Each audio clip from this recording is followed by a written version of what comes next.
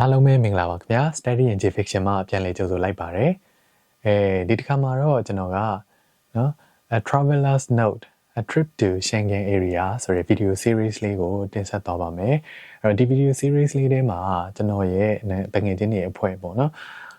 ်ဥရောပနိုင်ငံ၃နိုင်ငံကိုခရီးသွားတော့ကနော်အတွေ့အကြုံလေးတွေကိုကျွန်တော်က video လေးတွေဖန်တီးပြီးတော့ဒါအမှတ်စုလေးအနေနဲ့ YouTube မှာတင်ထားကြပါတယ်ခီးသွားဖို့စဉ်းစားတဲ့အခါမှာပေါ့နော်ကိုကတိုးကုမ္ပဏီနဲ့သွားတာမျိုးမဟုတ်ဘဲနဲ့နော်ကိုတိုင်းနော်အစားဆုံးကိုစီစဉ်ပြီးတော့လှုပ်ဆောင်တဲ့အခါဘယ်လောက်နော်စဉ်းစားကြက်တယ်နော်ခေါင်းရှုပ်စရာကောင်းလဲဆိုတာဒါခီးစီစဉ်မှုတဲ့သူတိုင်းသိကြမယ်လို့ထင်ပါတယ်ပေါ့နော်ကျွန်တော်ကိုယ်တိုင်လည်းခီးစီစဉ်တဲ့အခါမှာ YouTube တွေနော် Google မှာအများကြီးလိုက်လံရှာဖွေပြီးတော့လေ့လာမှတ်သားထားတာအများကြီးလောက်ရတယ်ပေါ့နော်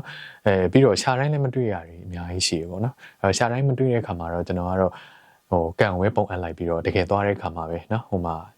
ကြည့်ချက်စီတင်လိုက်မယ်ဆိုပြီးတော့တွေ့ရတဲ့အပိုင်းတွေရှိရပေါ့နော်ဆိုတော့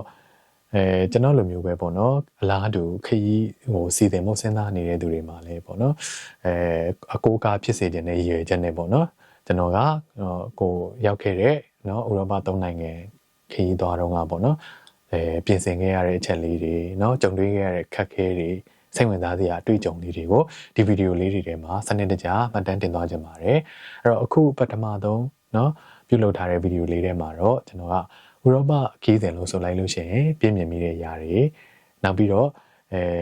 ဥရောပတိုက်ထဲမှာရှိတဲ့ Schengen Area ဆိုတာနောက်ပြီးတော့ဒီခီးစဉ်ထဲမှာပေါ့เนาะခီးစဉ်လောက်တော့မယ်ဆိုလို့ရှိရင်ကျွန်တော်တို့ပထမဆုံးအနေနဲ့ဗာတွေထည့်သွင်းစဉ်းစားရမလဲဒီချက်တွေအကြောင်းကိုတင်ပြကြပါတယ်ဟုတ်ပြီအဲ့တော့ဥရောပတိုက်လို့ဆိုလိုက်တာ ਨੇ ကျွန်တော်တို့တွေကကမ္ဘာသမိုင်းစာမျက်နှာတွေမှာနေရာယူထားတဲ့နိုင်ငံတွေအဲသမိုင်းနဲ့အဖြစ်အပျက်တွေရဲ့ background တွေကိုတွဲပြီးတော့မြင်မိကြမယ်လို့ထင်တယ်ပေါ့နော်ပြီးတော့အရှိတိုင်းနဲ့မတူညီတဲ့เนาะအဆောင်ဘိတုကလက်ရာတွေရဲ့စကြင်ကြောက်တွေနဲ့ထုလုပ်ထားတယ်เนาะလက်ရာမြောက်ဘဘူးရုပ်တွေကိုလည်းပြင်းပြကြတဲ့သူတွေလည်းရှိမယ်ဒါအပြင်เนาะနှင်းဖုံးနေတဲ့ဆွစ်ဇာလန်က Alps တောင်တန်းတွေရဲ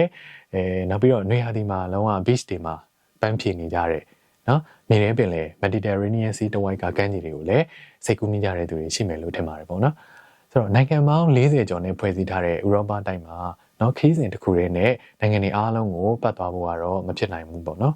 အဲ့တော့ကျွန်တော်တို့တွေကကိုရထားတဲ့အချိန်နော်ကိုသုံးနိုင်တဲ့ budget ပေါ့နော်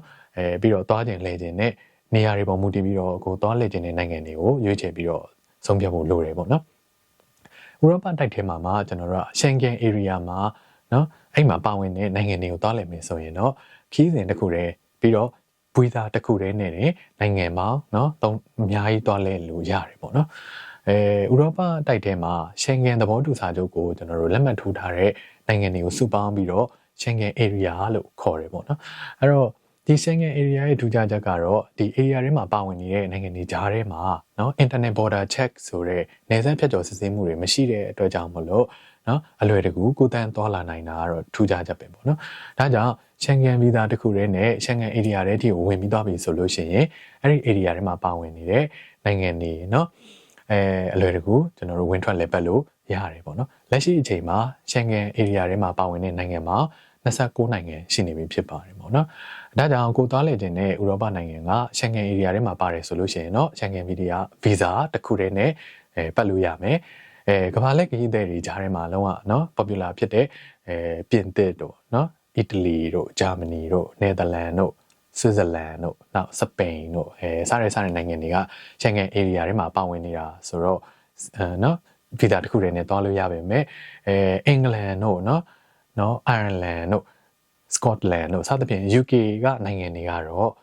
Schengen Area မှာမပါဝင်တဲ့အတွက်ကြောင့်သူတို့ကိုသွားလည်မယ်ဆိုလို့ရှိရင်เนาะဒီတန် visa လုပ်ဖို့လိုအပ်ပါတယ်ပေါ့နော်ဆက်လက်ပြီးတော့ခီးစဉ်စီစဉ်မှုအတွက်ပေါ့နော်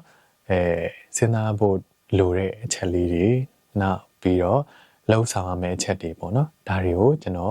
်ပထမပိုင်းရဲ့ဒုတိယပိုင်းရဲ့ဆိုရင်နှစ်ပိုင်းခွဲပြီးတော့တင်ပြချင်ပါတယ်ပထမပိုင်းမှာတော့ဒီလိုကောင်းတဲ့နေပါဝင်ပါတယ်နော်ခီးသွားမယ့်အချိန်ရွေးချယ်ခြင်းခီးသွားမယ့်နိုင်ငံနဲ့မြို့ကိုရွေးချယ်ခြင်းမြို့တစ်မြို့ချင်းစီအတွက်နော်ဘယ်နှစ်ရက်နေမလဲဆိုပြီးတော့အချိန်ခွဲဝေခြင်းပေါ့နော်ပြီးရင်အသွားပြန်လည်လက်မှတ်ဝယ်ယူခြင်းရဲ့ခီးစဉ်အတွက်ပေါ့နော်စွတ်စွတ်ပေါင်းအလုံနာရမယ့်ရက်ကိုစဉ်းစားခြင်းအကြောင်းရဲ့ တနိုင်ငံနဲ့တနိုင်ငံဘယ်လိုကူပြောင်းကြမလဲဆိုတာကိုစဉ်းစားခြင်းပေါ့နော်ဒါကပထမပိုင်းမှာတင်ပြမယ့်အကြောင်းအရာတွေပါဒုတိယပိုင်းမှာတော့ကျွန်တော်ကEU တွေလက်မှတ်ဝယ်ယူခြင်းhotel booking လုပ်ခြင်းနောက်ပြီးတော့ခီးစဉ် itinerary ပြင်ဆင်ခြင်းခရီးသွားအာမခံဝယ်ယူခြင်းရဲ့နောက်ပွေသာလျှောက်လာတင်ခြင်းပေါ့နော်ပြီးတော့လို့ရှိရင်တော့ခရီးစဉ်အသေးစိတ်နော်ချမှတ်ခြင်းအကြောင်းရဲ့နောက်ပြီးတော့ရင်ကိုသွားမယ့်နေရာတွေကနော် museum တွေ attraction တွေပါတယ်ဆိုရင်သူတို့တွေရဲ့လက်မှတ်တွေကိုကြိုတင်ပြီးတော့ booking လုပ်မဲ့အကြောင်းရဲ့နောက်ဆုံးအနေနဲ့တော့ခီးသွားဖို့အထုပ်ပိုးပြင်တဲ့အခါမှာပေါ့နော်လိုအပ်တဲ့ပစ္စည်းတွေအကြောင်းပေါ့နော်အဲ့ဟာလေးတွေကိုဒုတိယပိုင်းမှာတင်ပြကြပါမယ်ဆိုတော့ပထမပိုင်းခေါင်းစဉ်တွေကတော့နည်းနည်းရေဘူးရဆန်တဲ့ဟာမျိုးဖြစ်တော့ကျွန်တော်ကအားလုံးပေါင်းလိုက်ပြီးတော့ဗီဒီယိုတစ်ခုအနေနဲ့တင်ဆက်ပေးပါမယ်ဒုတိယပိုင်းကခေါင်းစဉ်တွေကနည်းနည်းအသေးစိတ်ပြောပြရမယ်အကြောင်းအရာလေးတွေလည်းပါနေတော့ခေါင်းစဉ်တစ်ခုကိုဗီဒီယိုတစ်ခုချင်းစီနဲ့နော်တင်ပေးသွားပါမယ်အဲ့တော့နေတန်းပြိုးတာလည်းရှည်သွားပြီဆိုတော့ကျွန်တော်ကဒီဗီဒီယိုလေးကိုဒီမှာညနာချင်ပါတယ်ကြည့်ရှုအားပေးတဲ့အတွက်အားလုံးကိုအထူးပဲကျေးဇူးတင်ရှိပါတယ်ခင်ဗျ